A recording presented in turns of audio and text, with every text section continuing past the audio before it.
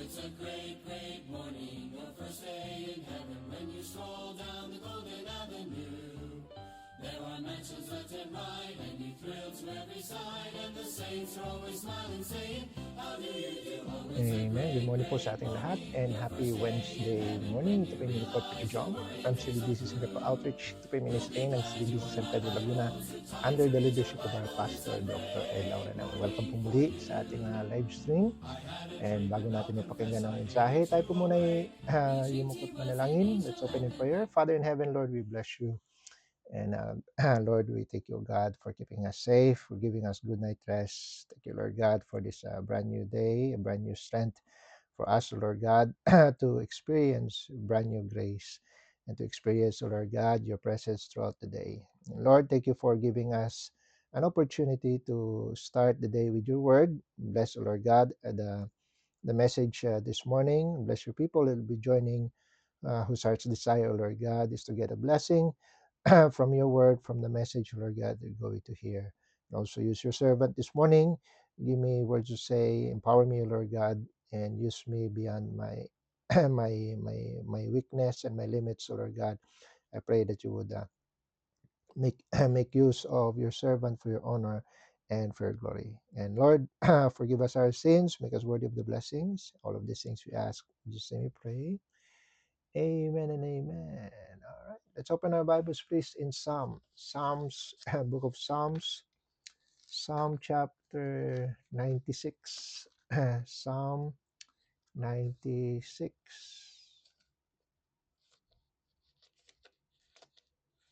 Okay, let's read verse 8. Psalm 96 in verse 8.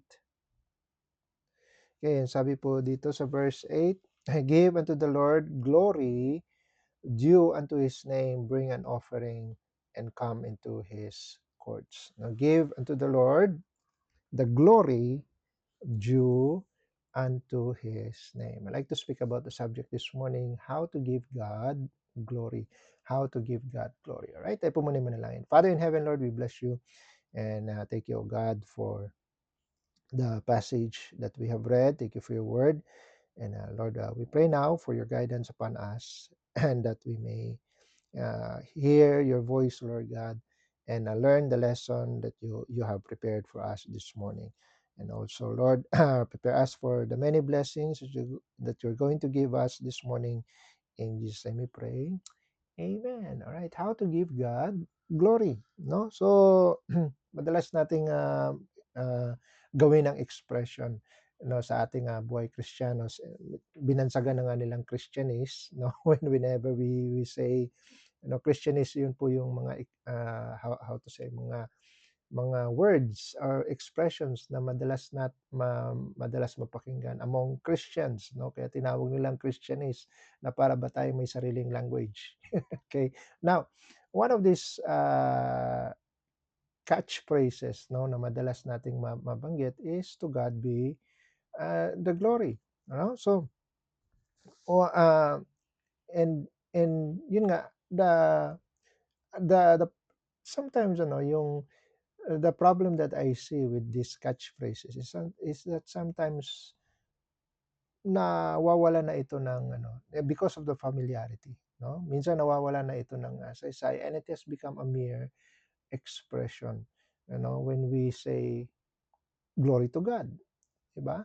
But how do we really give glory? It's not just mere words. It's not just about ito nga na madalas ang tingin nila when they pray, when they do their praise and worship, no, that's when they glorify God, you know, much more rather than that, no, kasi the Bible, explains to us what it really means to glorify God, more than words, more than just songs, more than just our emotions. Si David, sabi niya dito sa Psalm 108 in verse 3. Sabi dito sa verse 3 to 5, I will praise thee, O Lord, among the people. I will sing praises unto thee among the nations. Why? For thy mercy is great above the heavens, and thy truth reacheth unto the clouds. Sabi dito, be thou exalted above the heavens, and thy glory above the earth. No? One thing na really to glorify God is to really see Him as He is. Amen? More than just emotions, but you really see God in His full majesty, in His full authority, di ba? In His position over your life. Amen? Kasi if we do not treat, no, how will you glorify God if you just treat Him as just, kumbaga, someone you're equal, di ba? Someone in your level, di ba? Kasi nga, I'm talking about familiarity, no? When you are so over familiar with God, maybe because matagal ka ng Kristiyano or matagal mo nang ginagawa yung mga ginagawa mo sa church, 'di ba? And you have been so much familiarize yourself sa mga bagay ng ng simbahan, and that, most of the time these things happen now by routine. And when you say it's routine, ginagawa mo na yan kasi, 'di ba, naka-program na, mechanical na. And that's the sad thing when you are just doing it according to muscle memory and wala na talagang puso there's no more heart involved. No, sabi niya, no, sabi ni David dito sa verse 4, for thy mercy is great above the heavens and thy truth reacheth unto the clouds. Amen? Kaya nga ang pag-glorify natin sa Panginoon, merong dahilan. Amen? Kasi na-experience natin yung mercy ng Panginoon, and because na-experience natin yung truth. Amen? No, yung truth na nangyayari sa buhay natin. Yung truth ng Panginoon, yung truth about God, the truths about His faithfulness, the truths about His character, the truths about His power na experience natin in our own Christian life. And so that's why we glorify Him. Amen? So, pumunta tayo sa ating points because I have 5 points for us this morning.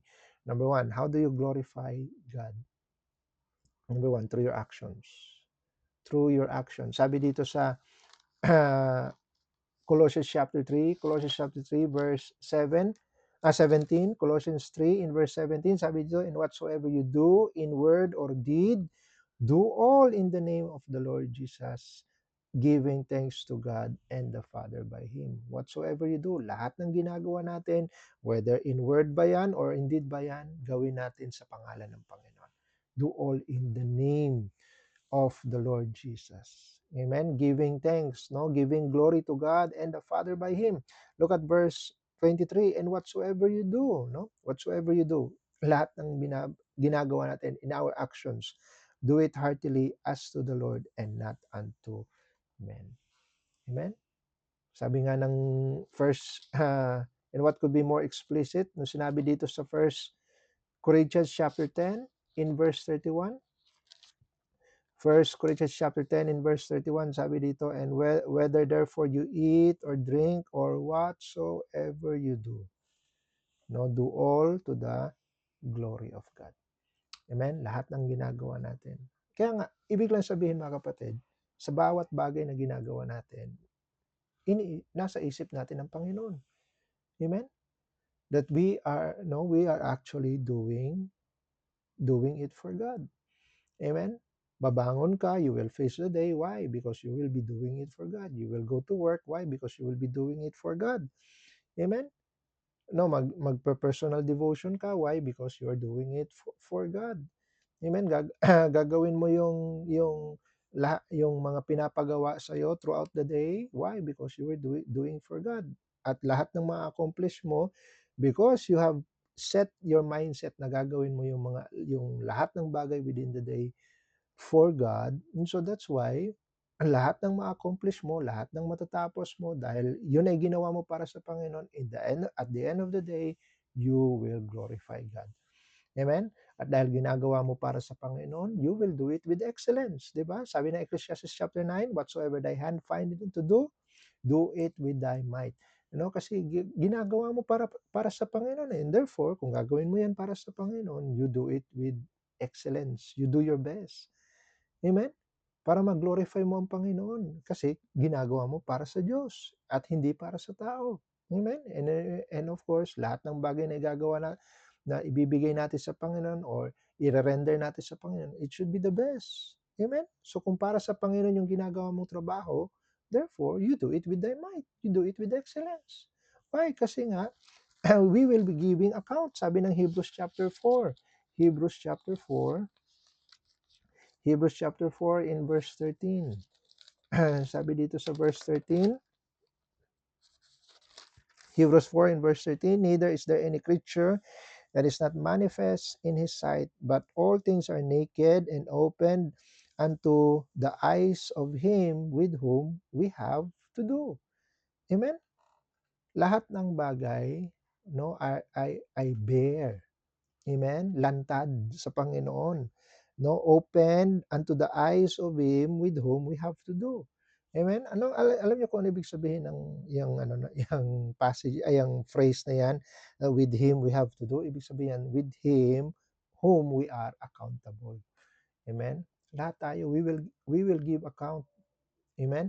Sa mga ginagawa natin para sa Panginoon. So, 'di ba? Whatsoever you do, sabi ng Panginoon. Kaya imagine mo yan, may mga bagay na ginagawa tayo. Supposedly for God, pero hindi natin ginagawa para sa Kanya. And we do it for something else. No, we have motives of our own. We have intentions na hindi tama. Di ba? So imagine mo yan, lalo na pagdating sa simbahan, lalo na yung ministry na ginagawa natin sa Panginoon. Para saan? Para kanino natin ginagawa? No? Is it really for God or are we just really impressing people? Are we just pleasing people? Di ba? Baka mamaya ginagawa natin yung ministry natin because because people are looking at us rather than God looking at us. No, maybe your friends are looking at you, 'di ba? Or maybe ginagawa mo 'yan para lang sa pastor. Amen. And that's one way mga kapatid na hindi mo mag-glorify ang Panginoon. Kasi ginagawa mo para sa tao. No, when children, they just do it for the parents and not unto God, 'di ba? That's why you need to train your no, train up your child in the way he should go. Amen. Na kumbaga iti-train mo ang anak mo na ginagawa lahat ng bagay na ginagawa mo sa church ay ginagawa mo para sa Panginoon. And not really to please the parents, sanayin mo, bigyan mo siya ng ibigay mo sa kanya ang idea, expose mo siya sa idea na lahat ng ginagawa mo pa sa church ay para sa Panginoon. Amen? And not only sa loob ng church, but also everywhere. Amen? And it goes to us, not just to kids, but for us, Christians. Sabi nga ng Proverbs 15. Proverbs 15 in verse 3. Isipin mo yan, may mga bagay na, sabi nga ng Bible, piniprescribe ng Bible na lahat ng bagay ginagawa natin ay dapat para sa Panginoon. Amen? Kaya nga, kaya nga, kung yan ang nasa isip natin, kung ganyan ang mindset natin na lahat ng bagay ginagawa natin para sa Panginoon, then may iwasan natin na mag-entertain ng kamunduhan, kakarnalan, di ba? Ng kasakiman. Why?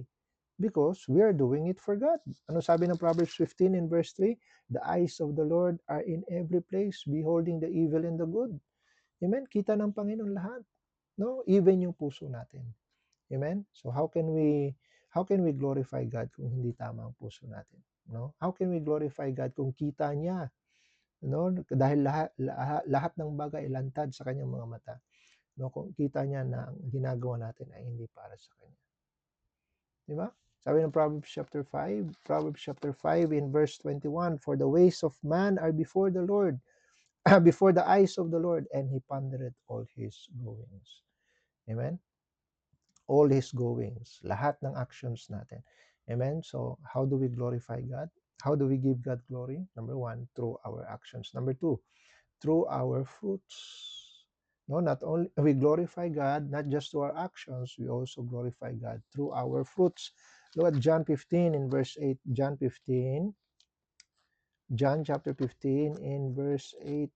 No, so hindi lang hindi lang puro pag-awit, hindi lang puro sentiments, hindi lang puro emotions, but unang-una, number 1, through our actions, and then through our fruits. Sabi na 15 in verse 8, herein is my Father glorified, that ye bear much fruit, so shall ye be my disciples. Amen? That ye bear much fruit.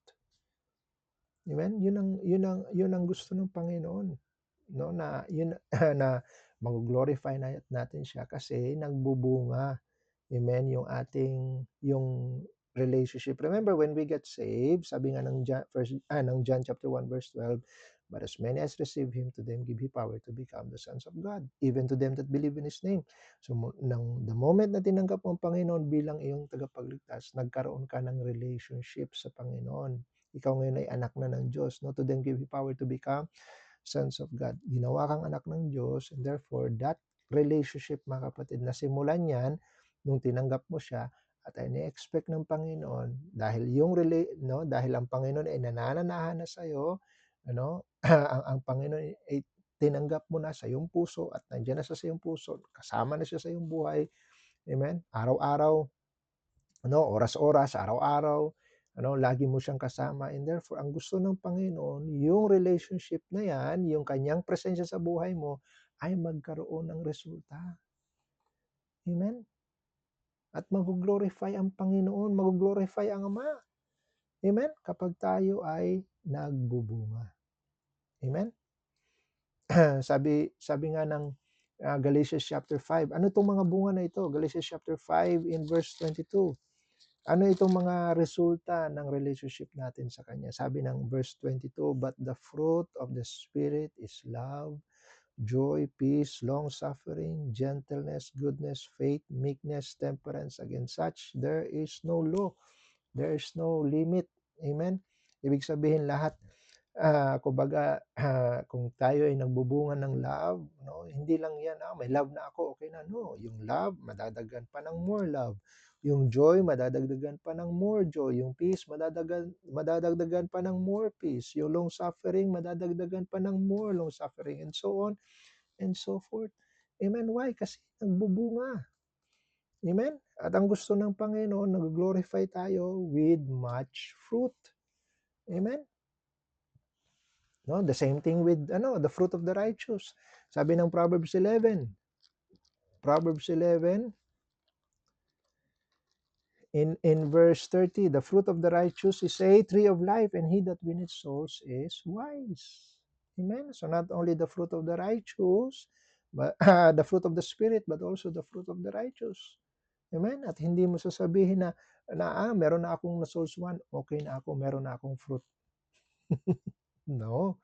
Ang gusto ng Panginoon, that your fruit should remain. Sabi balikan natin yung John 15. John 15. Sabi dito sa verse verse 5, I am the vine, ye are the branches. Hindi. Sana ba yung natin?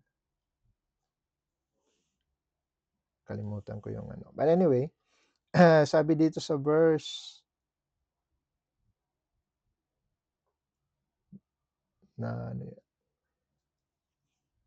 verse 5, I am the vine, ye are the branches, he that abideth in me, and I in him, the same bringeth forth much fruit, for without me, you can do nothing.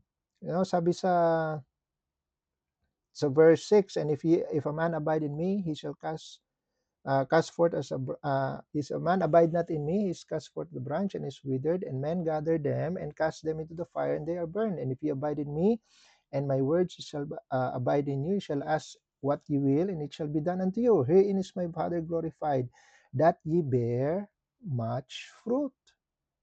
Amen. And so shall ye be my disciples. Amen.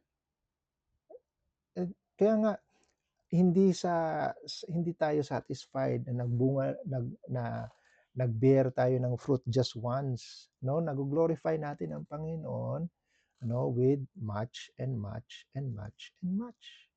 Amen? So, what else? Paano pa natin mag-glorify ang Panginoon? Number one, not just through our actions, our fruits, but also our testimony. Amen? Sabi ng Matthew chapter 5, Very familiar verse, Matthew chapter 5 and verse 16. Let your light so shine before men that they may see your good works and glorify your Father which is in heaven. Amen? Glorify natin ang Father which is in heaven. No? When we let our light so shine. Amen? Makikita kasi nga yung ilaw which is hindi naman galing sa atin. Amen? Hindi galing sa atin yung ilaw kundi inilalabas lang yung ilaw na mula sa Diyos na nanananahan sa ating sa ating buhay. Amen? So, with Him dwelling in our life, with Him dwelling in our life, with His light shining in us, at yung ilaw na meron sa puso, sa buhay natin, ipinapakita natin sa iba, di ba? Pinapakita natin sa ibang mga tao, pinapatotoo natin sa ibang tao na meron tayong Kristong tinanggap sa ating puso bilang ating tagapagligtas. Amen? Sabi nga ng Philippians, only let your conversation be as it becometh the gospel. Amen? Pinapamuhay natin. No, we work out our salvation. Amen. Yun ang ibig sabihin nun.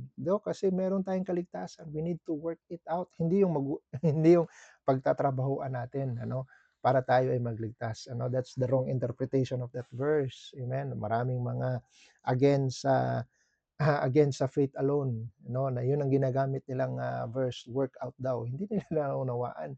Anong i-work out nila kung wala namang naiputin? Di ba?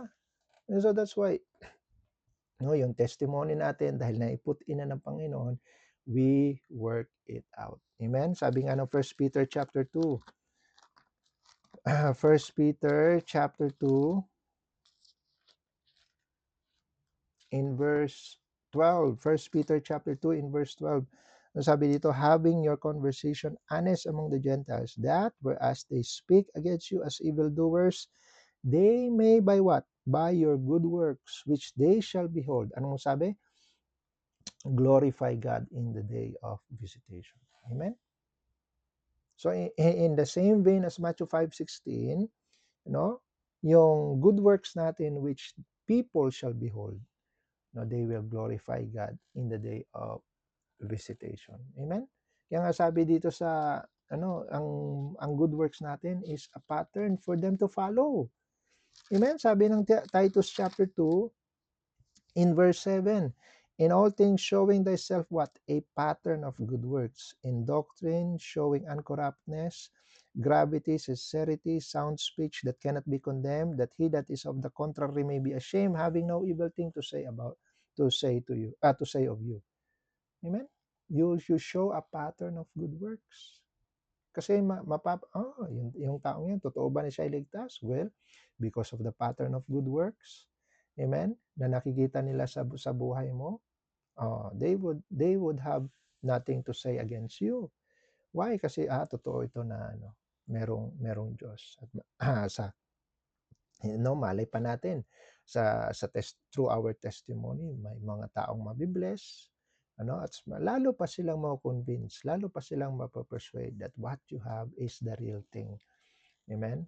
Lalo pa silang maengganyo. Makikita nila yung faith, yung faith mo, yung joy mo, yung love mo, yung long suffering mo, makikita nila yung fruits of the Spirit sa buhay mo. Masasabi nila, ito'y totoong anak ng Diyos. Sabi ng Philippians chapter 2 in verse 15. Philippians chapter 2 in verse 15. Sabi dito, that they may be what? Blameless and harmless. The what?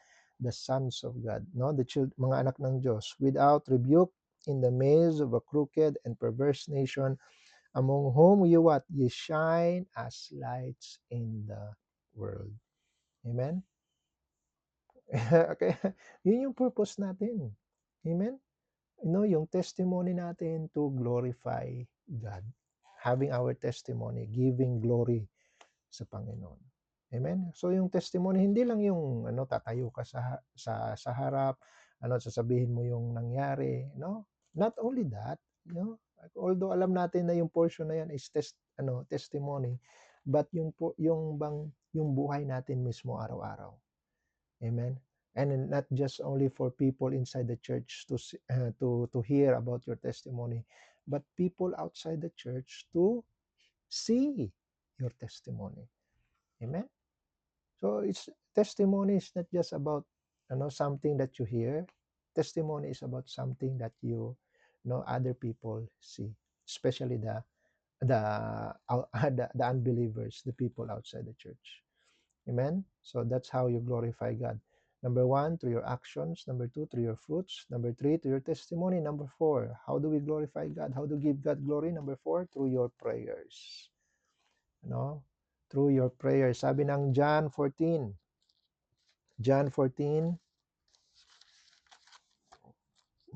John 14 in verse 13. 14 in verse 13. Sabi dito, and whatsoever you shall ask in my name, that will I do, that the Father may be glorified in the Son. Amen? So, nag-glory, kasi pag nagpipray tayo, we pray it in the name, sa pangalan ng Panginoon. And then when the answer comes, the Father is glorified in the Son. Amen? So kaya nga, yun ang challenge sa atin ng Panginoon. He wants us to pray to Him. So that when the answers come, the Father will be glorified in the Son. Why? Because we have prayed in His name. Sabi ng Matthew 7 in verse 7, ask and it shall be given you. Seek and you shall find. Knock and the door shall be opened unto you. For everyone that asketh, receive it, and he that seeketh, findeth, and to him that knocketh, it shall be opened. Amen? Or what man is there of you, whom if his son asks bread, will he give him a stone? Or if he asks a fish, will he give him a serpent? If ye then being evil know how to give good gifts unto your children, how much more shall your Father, which is in heaven, give good things to them that ask Him? Amen? Kaya, kaya nga, ang gusto ng Panginoon, tayo humingi sa Kanya. Amen? Para mag-glorify natin siya pagdating ng mga katugunan. Amen? Sabi nga ng Matthew chapter 21. Look at Matthew 21 in verse 22. Matthew 21 in verse 22, in all things what shall ask in prayer, believing, ye shall receive. Amen? Kaya nga kailangan may pananampalataya. Amen? Kailangan may faith. Why? Kasi ang gusto nating mangyari kapag nagpe-pray tayo, hindi yung alam mo yun, kasi kita ng Panginoon yung puso natin. Ang sama naman nun kung magpe-pray tayo sa Panginoon at hahaluan natin ng pagdududa. Amen? If anything, mga kapatid, magdududa ka kung yan ay hindi kalooban ng Panginoon. Amen? Kaya mo pagdududahan. Amen? Pero kung yan ay, alam mong yan ay para sa Panginoon, amen? Alam mong para sa ikakalawalhati yan ng Panginoon, then you will ask with confidence. Amen? Why? Because you're asking in faith. Ano sabi ng Hebrews chapter 11? Di ba ang gusto nating, ayaw ba natin yung idea na kapag lalapit tayo sa Panginoon, natutuwa ang Panginoon, sa ating paglapit sa Kanya? Why? Kasi sabi ng Hebrews 11 in verse 6, but without faith, it is impossible to please Him. For he that cometh to God must believe that He is, and that He is a rewarder of them that diligently seek Him. Amen? Ikaw ba ay diligent seeker ng Panginoon? Do you come to Him in faith? Do you come to Him with the purpose of pleasing Him or pleasing yourself? Amen? Kaya nga, kailangan, pag tayo nananalangin, it is to please Him, to glorify Him. And how do we do that? 1 John chapter 5. 1 John chapter 5 in verse 14. And sabi dito, and this is the confidence that we have in Him, that if we ask anything according to His will, what? He heareth us. Amen? Kaya alamin natin kung anong kalooban ng Panginoon. bago tayo lumapit sa Kanya. Amen? Para tayo may confidence. And the more may confident tayo sa prayer natin, the more we please God. Kasi kita ng Panginoon, itong taong to, ito'y naniniwala. He believes that, no? He believes that I am. No? Must believe that He is. Amen? Yung sabi ng 1 John chapter 3, look at verse 22. Sabi dito sa verse 22, and whatsoever you ask, we receive of Him because we keep His commandments and do those things that are pleasing in His sight. Amen? We keep His commandments through our actions and do those things that are pleasing in His sight. No? At ano yung mga bagay na pleasing sa mata ng Panginoon? Lahat ng bagay na ginagawa natin ng may pananampalataya. Ibig sabihin, ginagawa natin para sa Kanya. I mean, that's the essence of doing things for God. Diba? To glorify Him. Kasi nga, ginagawa natin with the mindset that we are doing it for God. Amen? At kung ganun yung kalakaran ng buhay natin, mga kapatid, if that's how our life go, hindi ba matutuwa ang Panginoon na tugunin ang ating mga panalangin? Why? Because He is being glorified. Number 5, the last. So, number 1, how do we give glory to God? Number 1, through our actions. Number 2, through our fruits. Number 3, through our testimony. Number 4, through our prayers. Amen. And number 5, the last, through our church. Amen. Ephesians chapter 3,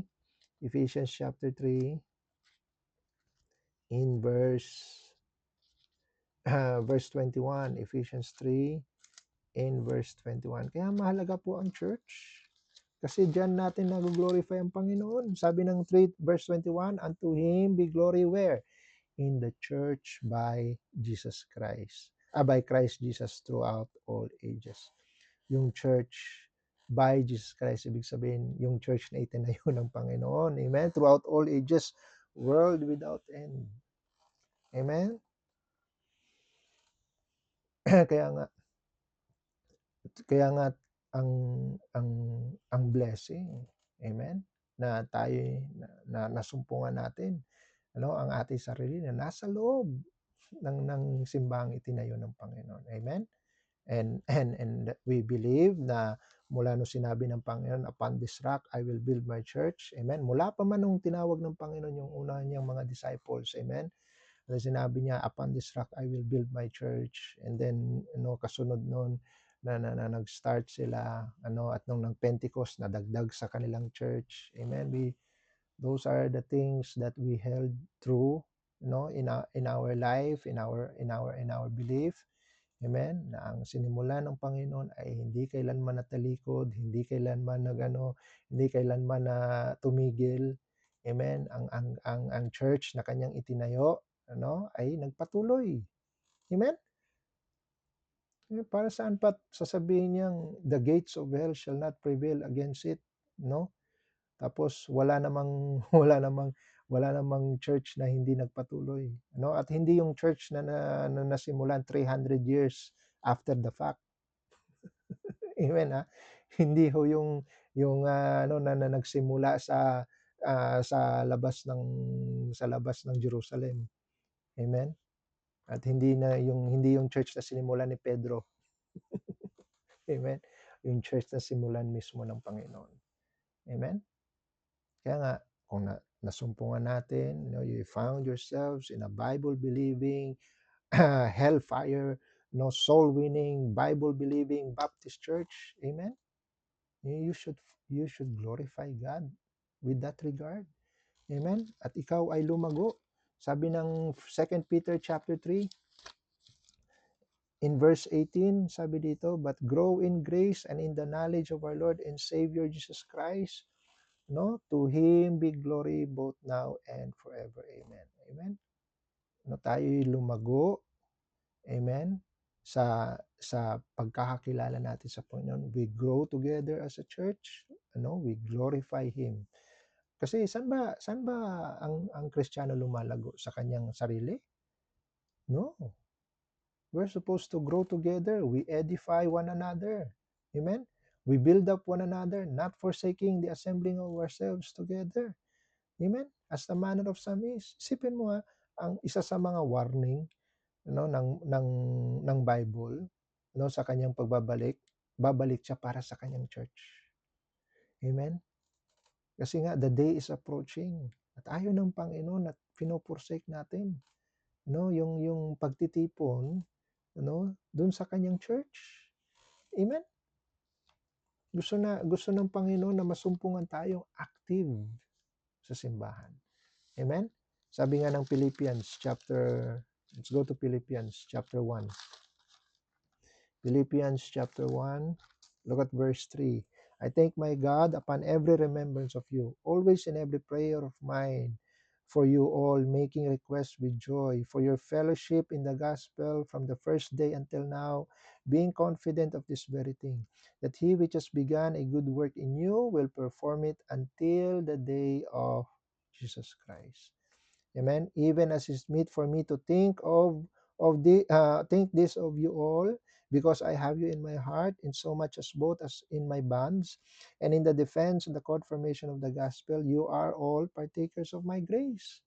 For God is my record, how greatly I long after you all in the bowels of Jesus Christ. And this I pray, that your love may abound yet more and more in the knowledge and in all judgment, that you may approve things that are excellent, that you may be sincere and without offense till the day of Christ, being filled with what? With the fruits of righteousness, which are by Jesus Christ, unto the glory and praise of God. Amen? Yun ang gusto ng Panginoon, that within the church, amen? Kasi nga ito'y first chapter ng book of Philippians, this is addressed to the church. Amen? At ang gusto ng Panginoon, actually lahat ng mga bagay na ito, yung actions natin, yung fruits natin, yung testimony natin, yung prayer natin, all of that is being facilitated inside the church. Amen? So, ang ano lang diyan is yung testimony natin sa labas. Amen? But most of these these are facilitated inside the church. Amen? And therefore, kaya nga napaka, it's always a good thing, to to to have that mindset, that whenever we go to church, amen, we are learning more things on how to glorify God. Amen. So number 1, to our actions. Amen. Number 2, through our faith. Sabi nga ng John chapter 15, John 15 in verse 16, you have not chosen me, but I have chosen you and ordained you. You should go and bring forth fruit, and that your fruit should remain, that whatsoever you ask of the Father in my name, He may give it you. Amen? So yung dahil meron tayong fruits, at yung fruits natin nagre-remain kapag tayo ay nagpipray, amen, ibibigay sa atin ng Panginoon, and the more we glorify God. At yung mga answered prayers natin, matetestify natin, yung buhay na binago ng Panginoon sa atin, maititestify natin. Amen? Not only inside the church, but to the world. Amen? At that's how our life gets to glorify God. Amen? I hope naging blessing po ang message natin ngayong mga. Tayo po manalangin. Father in heaven, Lord, we bless you. We thank you, God, for reminding us of these things. Lord, many a times, sa aming buhay Christian life, sana naman, Lord, na hindi po dumating na maging mechanical na lang po, maging routine ang aming ginagawa po para po sa inyo. We pray, Lord God, that what the things that we do for you is indeed we're doing for you, all with the purpose of glorifying you. And thank you, Lord God, for reminding us of these things. Help us, Lord God, to be true and faithful. Thank you for your word, and we give you back the glory. In Jesus' name we pray. Amen and amen. Alright, I hope naging blessing po ang message natin ngayong umaga.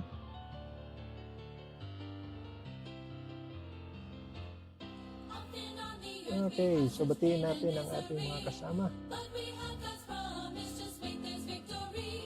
For one of these days, and it won't be long, we're gonna sing that heavenly song.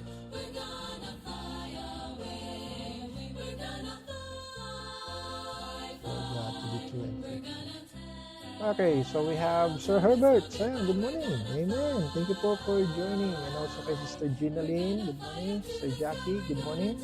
And kay Sister MJ, good morning. Sister LV, good morning sa iyo. And also kay Ma'am Raquel Taha, good morning. Sister Grace, good morning. Sister Jackie, good morning. Ma'am Irene and Brother John Ray, may buntag. Dire sa Midsayap. Sister Tere, good morning. Sister Dinah, good morning. Sister Christine, good morning. And also kay Ate Edith, hello Ate, good morning. Thank you for joining. Sister Joanne, good morning sa iyo. Thank you for joining. Sir Anthony, hello sir. Good morning. We're praying for you and also especially kay Shem. Amen. Hope that he gets well at na maging maayos ang pagpapagamot mo dyan. Okay, Sister Anselma Cruz, hello po ma'am, good morning, thank you for joining. Sir Noel, amen, good morning sir, thank you for joining. Ma'am Lolit Maristanes, good morning po. Oh, so from Taiwan, we have Sir Mark, good morning po. And also kay Sir Richie Thinking, amen, good morning po sir, thank you for joining. Also kay Sir Jason Aroy, good morning. Mama Edgy, hello ma'am, I'm buntag. Sister Kay, good morning. Si Nanay Eden Katigbak, good morning po.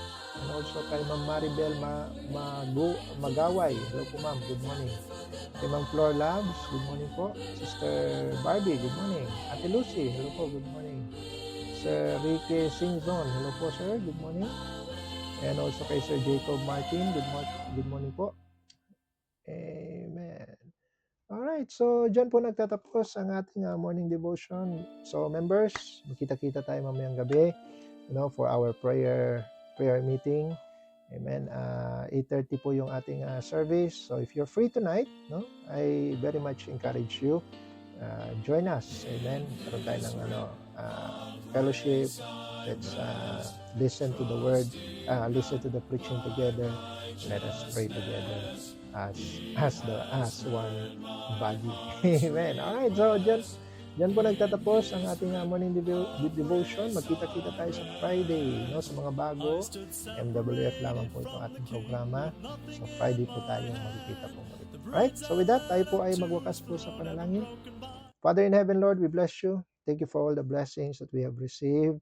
Lord, bless the rest of the day in our work. Thank you, Lord God, for refreshing us spiritually so that we can carry ourselves, oh Lord God. And I pray, Lord, that each and every one of us will hide your word in our hearts, that it may strengthen us, oh Lord God, throughout the day. And I pray, Lord, that you would bless our prayer meeting tonight. May you once again send revival from heaven. I pray, O Lord God, that your word will once again be a blessing and a help to your people. I pray, O Lord God, for the rest of the day, especially for our loved ones and the children, that they will be under your provision and protection. Lord, bless our pastor. Bless him with good health. Bless him, O Lord God, with wisdom. And I pray, O Lord God, for even for your blessing upon the outreach. May you continue, O Lord God, to shower us, O Lord God, with your blessings and see us grow, O Lord God, not just in number, but in the quality of our Christian life. Lord, thank you for this live stream program. Thank you for the encouragement that we have heard. We give you back all the glory and honor. In Jesus' mighty name we pray. Amen and amen. Alright, thank you po for joining. God bless you all.